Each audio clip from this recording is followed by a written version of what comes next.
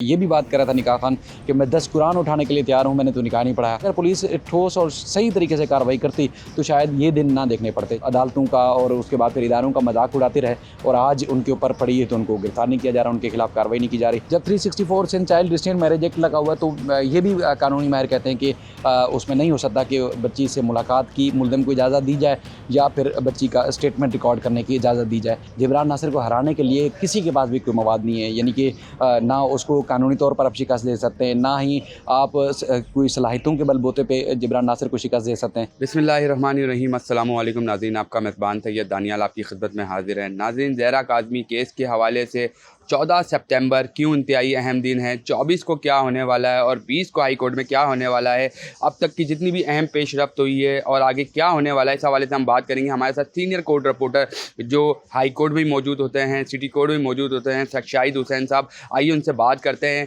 कि अब तक क्या जो अहम पेशरफ्त हुई है और अब क्या होने वाला है, इस हवाले से बात करेंगे। शाहिद हुसैन से सीनियर कोर्ट रिपोर्टर। अस्सलाम वालेकुम शाहिद भाई। वालेकुम सलाम दानियाल। देखें, बहुत शुक्रिया। कल उम्मीद थी कि जो एक अरसे बाद केस सही सिमत की तरफ बढ़ा था तो उसमें पुलिस जो है मफरूर मुल्ज़मान की गिरफ़्तारी से मुतल्लिक जो कि रिपोर्ट पेश करेगी कल, लेकिन आपने देखा कि पुलिस कहती है कि रास्ते नहीं है, मफरूर मुल्ज़मान को गिरफ़्तार करने के लिए जा नहीं सके।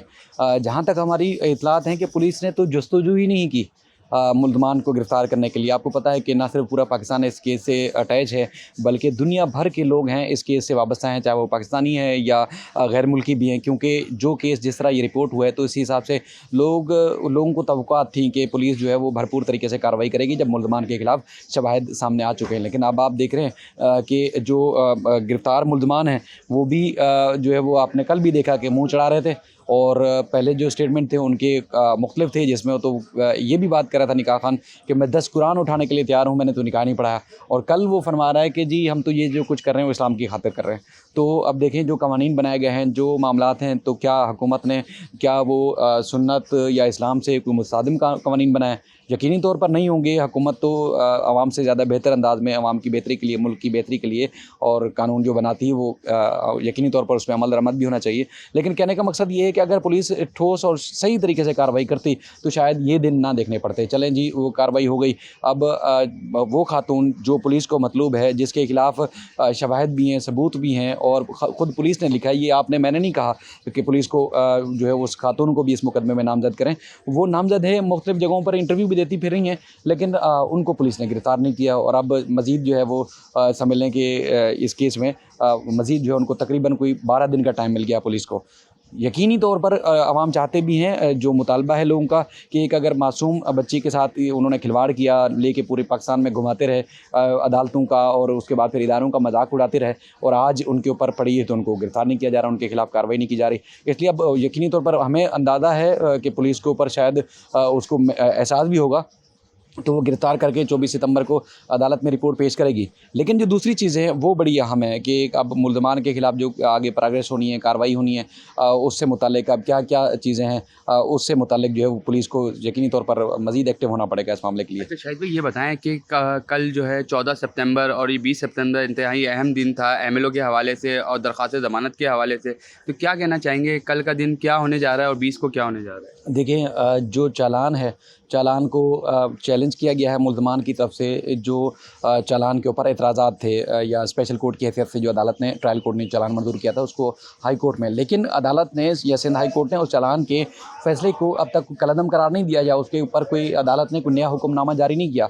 यानी कि चालान में जो 364A की दफ़ात लगाई गई हैं उसमें ज़हीर और शबीर का अहम रोल है बच्ची को अगवा करने और उसके बाद फिर इन सारे हक़ाइक़ को छुपाने के लिए। मुल्ज़मान की दरख्वास्त ज़मानत के ऊपर फ़ैसला होना है कल कि गिरफ़्तारी के बाद कि क्या उनको ज़मानत मिलनी चाहिए या नहीं मिलनी चाहिए।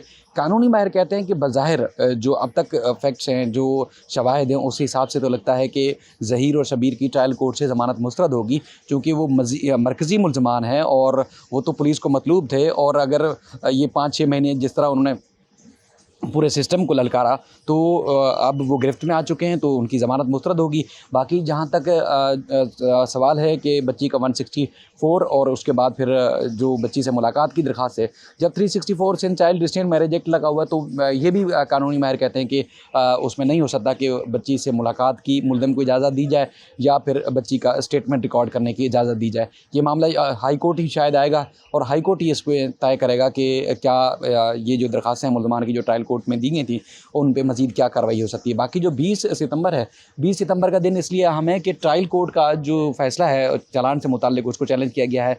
एमएलओ का हुक्मनामा था, उसको चैलेंज किया गया है। तो उसमें भी अगर हाई कोर्ट दलाइल सुनती है और सुनने के बाद अगर फ़ैसला करती है, तो ये 364 ए की दफ़ात तो नहीं खारिज करेगी, यानी कि जो 375, 364 ए, इसके अलावा दीगर जो दफ़ात के तहत चालान पुलिस से जमा कराया था, इसका मतलब ये है कि चालान की पुरानी हैसियत बहाल हो जाएगी अगर ट्रायल कोर्ट का फ़ैसला कलअदम होता है या ट्रायल कोर्ट के फ़ैसले के ख़िलाफ़ कोई जो है वो अदालत की ऑब्जर्वेशन देती है, तो वो पुरानी हैसियत बहाल हो जाएगी।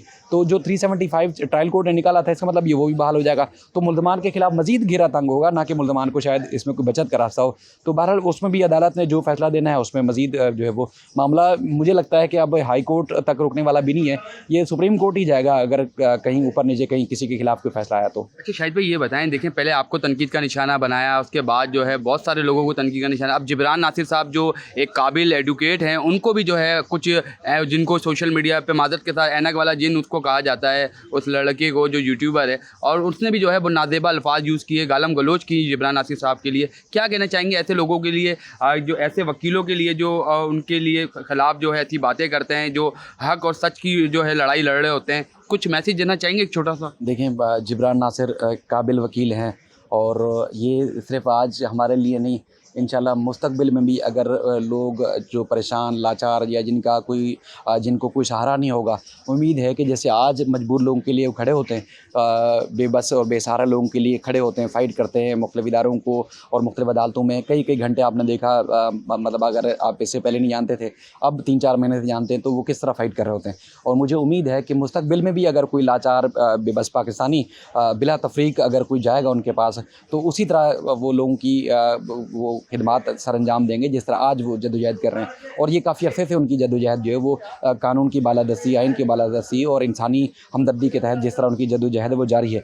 लेकिन मामला ये है कि जहाँ लोगों का बस नहीं चलता, जब कीचड़ उछालने के लिए उनके पास कोई मवाद नहीं होता, तो फिर वो इस तरह के हथकंडे इस्तेमाल करते हैं। जिब्रान नासिर को हराने के लिए किसी के पास भी कोई मवाद नहीं है, यानी कि ना उसको कानूनी तौर पर आप शिकस्त दे सकते हैं, ना ही आप कोई सलाहियतों के बलबूते पे जिब्रान नासिर को शिकस्त दे सकते हैं। फिर रह जाता है कि आप कीचड़ उछालें या फिर आप उनके ऊपर, उनके मज़हब के ऊपर कोई इस तरह की उल्टी सीधी लोगों के अंदर गुमराही या इस तरह की बातें फैलाएं ताकि जिब्रान नासिर थक हार के बैठ जाए। देखें, जिब्रान नासिर के करीब लोग हैं या जो आज तक जिब्रान नासिर से जिन लोगों ने फ़ायदे लिए हैं, फ़ायदे से मुराद ये है कि जो मज़लूम जिनका कोई नहीं सुनता था, कोई सहारा नहीं था, जिब्रान नासिर उसके लिए फ़ाइट की सामने आए, तो अब वो लोग जानते हैं कि जिब्रान नासिर कितना अहम आदमी है। मैं समझता हूँ कि बहैसियत सहाफ़ी इंसान हमें शहरी जिब्रान नासिर की कदर करनी चाहिए। जो लोग कीचड़ उछालते हैं उनको तो पहले ये चाहिए कि पहले वो अपनी सलाहियतें मनवाएँ मुख्तलिफ़ फ़ोरम्स के ऊपर, उसके बाद फिर अगर आप कानून और आइन की रोशनी में अगर कहीं हार जीत होती रहती है, तो आप अपना लोहा उस तरफ मनवाएँ। अगर आप जहाँ तक देखें, जहाँ कहते हैं ना कि वो आप दलील ख़त्म हो जाती है, वहाँ गालम गलौच शुरू हो जाती है, तो आप कानूनी तौर पर, इखलाकी तौर पर एक हिम्मत और जज्बे के लिए, तो जज्बे के तौर पर तो आपकी उनको जिब्रान नासिर को शिकस्त दे नहीं सकते। तो इसी तरह फिर लोगों ने एक मुहिम शुरू की हुई है, चाहे वो सोशल मीडिया का कोई भी हो, मतलब अब हम भी उनको कहें कि वो छुछुंदर हैं, पैरे गहरे, ये वो, जिनको कख नहीं दुनिया जहान का पता, अब वो उंगली किस पे उठाते हैं जिब्रान नासिर की सलाहियतों के ऊपर। भाई पहले आप फ़ाइट कर ले, अगर हाँ आप जीत जाएँ तो उसको आप कानून और किताब की रोशनी में अगर शिकस्त दें तो फिर आपको मानेंगे।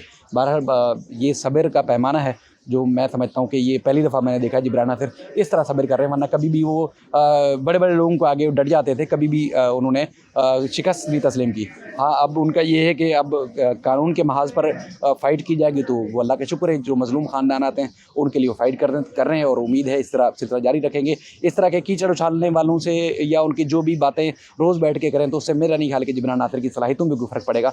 वो और जज्बे के साथ और मेहनत के साथ, वो हिम्मत के साथ आगे बढ़ेगा और उम्मीद है बढ़ भी रहा है। अब उसका उल्टा बेहतरीन फ़ायदा जिब्रान नासिर को भी हो रहा है कि जो कीचड़ उछालने वाले हैं उनकी असलियत का लोगों को अंदाज़ा हो रहा है, और जिब्रान नासिर कितना काबिल और ईमानदार और अच्छा इंसान है मुल्क और कौम की आवाम, मज़लूम आवाम के लिए लोगों को ये भी अंदाज़ा हो रहा है कि कितना कि वो पलट के जवाब नहीं दे रहा। वो गालम गलोच का जवाब गालम गलोच सोशल मीडिया पे, ट्विटर पे, कहीं इधर-उधर कोई नहीं बात कर रहा। वो खामोशी से अपना जवाब अदालतों में दे रहा है, और अदालत जो है वो यकीनी तौर पर कानून के मुताबिक ही लोगों को, मज़लूम लोगों को इंसाफ़ देगी। बहुत शुक्रिया शाहिद भाई, आपने हमें टाइम दिया। आपकी तबीयत भी कुछ दिनों से ख़राब थी, हम सोशल मीडिया पे भी जो है अपने नाज़रीन को बता रहे थे कि शाहिद भाई जो है डेंगू हो गया है, तबीयत ख़राब है, उसके बावजूद भी आप अपनी सहाफ़ती ज़िम्मेदारियाँ बाखूबी निभा रहे हैं। आपका बहुत शुक्रिया शाहिद भाई।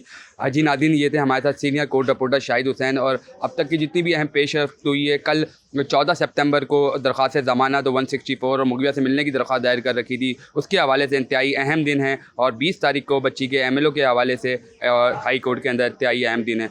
तो आप अब तक की जितनी भी अहम पेशरफ्त हुई थी, शाहिद हुसैन आपको अपडेट कर रहे थे और हमारे चैनल से। तो अगर आगे जितनी भी अहम पेशरफ्त होगी, जितने भी आगे जो वाक़यात होंगे, जो समाअत होगी, और जितनी भी अहम पेशरफ्त होगी, हम आपके साथ रहेंगे, आपको अपडेट करते रहेंगे। अगले प्रोग्राम तक के लिए अपने मेज़बान सैयद दानियाल को दीजिए इजाज़त। अल्लाह हाफ़िज़।